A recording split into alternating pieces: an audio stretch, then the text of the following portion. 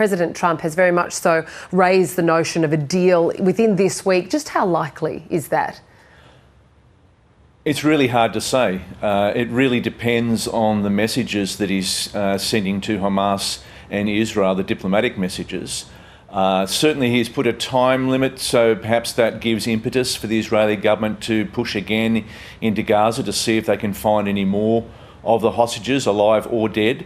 And that seems to be a driving focus for the Israeli government, to find all of the hostages themselves and not be forced to compromise with Hamas and negotiate with Hamas. What have been the sticking points to now? What needs to be overcome to get this deal done? You just mentioned there the hostages is critical to Israel's criteria.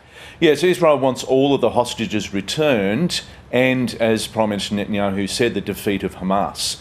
Hamas itself wants a concrete ceasefire deal, Israel to withdraw all of its forces out of Gaza, and that international community then can start providing aid to support the Gazans that are still remaining there. So where would the possible compromises be to get there to being a state of a deal? Well, I think this is the really difficult thing to judge. Again, it depends on the messages that are being sent by President Trump administration to both Israel and Hamas, because at this stage neither side will want to compromise given the sacrifice that each perceived that they've made. So what sort of messages could President Trump give to both the sides in order to facilitate some sort of progress? Well, I think that the messages from the Trump administration and indeed the Biden administration before him was that the hostages need to be released. Now, from Hamas's perspective, if the hostages are released without any concrete deal, then that just leaves them open to further unwarranted attacks. How are Palestinians responding to this idea of a truce, given the fragility of truces before?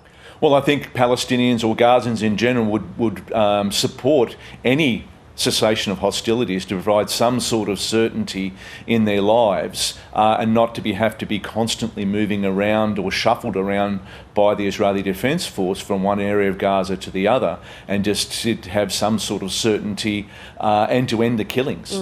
Well, this all comes, as we've just been reporting, as northern parts of Gaza, particularly around the Jabalia, the refugee camp, is being evacuated again. It has to be viewed in context of what is happening in the north. Yes, it's all of the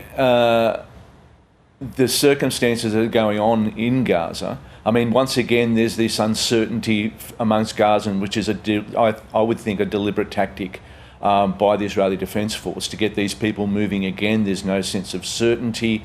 Perhaps there is information that they may have access or suspected locations for hostages, but again, it just means that people are on the move again from one area of Gaza to the other, and again, heightening the sense of uncertainty, heightening the sense of vulnerability amongst Gazans. How has the ceasefire discussion in Gaza being held while at the same time we've seen the Israel-Iran war begin?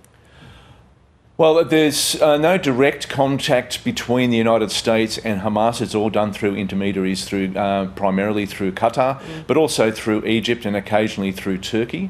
But primarily through Qatar, there are messages being delivered to Hamas from the administration. Steve Witkoff, I think, is the new Middle East emissary from the Trump administration. So he would be delivering messages to Hamas through the Qatari governments and then vice versa. Has there been any implications on the ceasefire talks in Gaza when we've got the ceasefire talks going on with Israel and Iran? I think the two are very separate. Right. Certainly, there are some overlaps, but there's certainly two different sets of negotiations that the United States is undertaking there.